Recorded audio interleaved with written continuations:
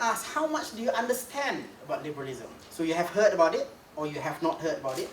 How much do you actually understand what liberalism is? How much do you understand liberalism?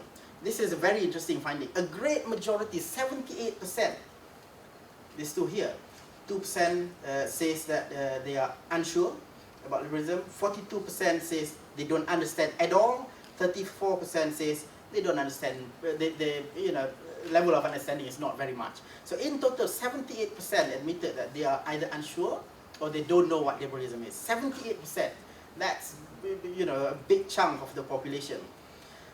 Only 17% of Malays and Muslims say they understand what liberalism is. So if you look here, so the dark blue is those who understand what liberalism is, who say that they understand what it is. 17% of Malays say, only 17% say that they understand what liberalism is.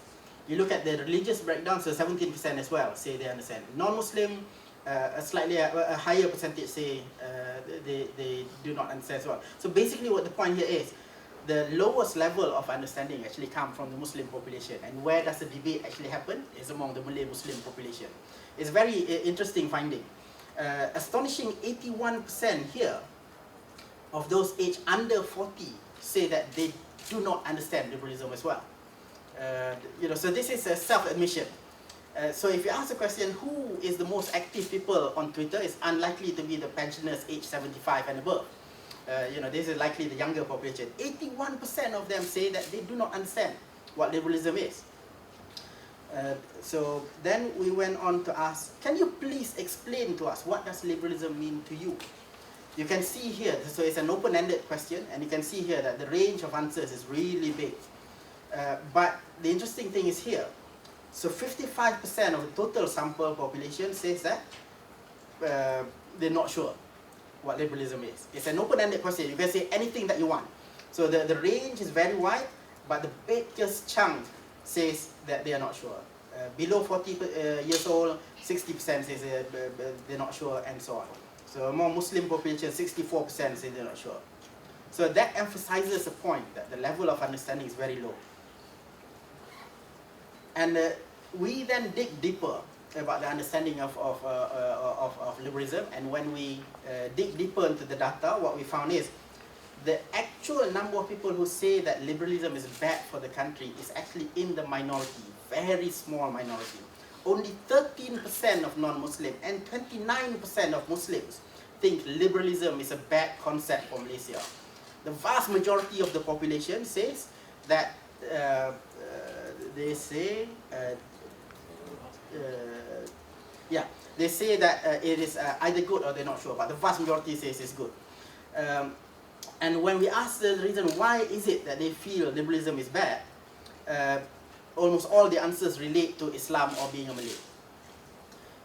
Then, the interesting thing is, and the number is not here, if you look at the actual breakdown of the data, from those who say that they do not understand what liberalism is, they still say that liberalism is bad.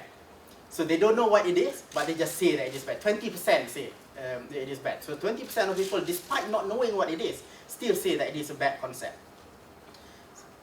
And then we started to break it down. When we use different terminologies about liberalism, we found different answers. So you will see from this set of slides that I'm going to present to you, that the answers change a little bit when we don't use the word liberalism itself.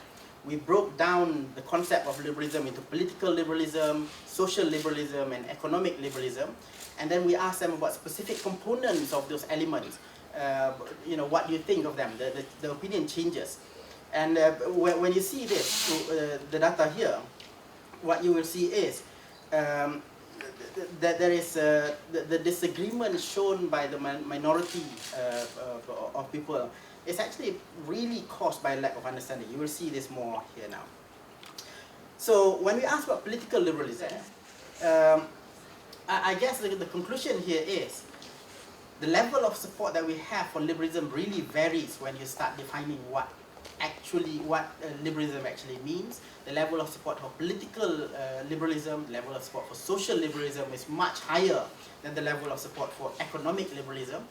But interestingly enough, when you do not use the word liberalism, you know, you use something else, rule of law, you use free trade, you use the level of support for the concepts, the actual practices of liberalism becomes higher than when you use the word liberalism itself. So it does raise a question whether the people who are opposing it, they are a small minority. Remember I was saying just now that you know, only 29% of the Malays and what was it, it's now much smaller percent of the non-Muslims feel that liberalism is bad. The level of opposition to liberalism is bad, but when you do not use the word liberalism, then the findings really change. So I guess the main conclusion here is, despite the loud shouting that's happening out there about liberalism, number one, the level of understanding is not that high. And number two, the shouts are really coming from a minority in the population.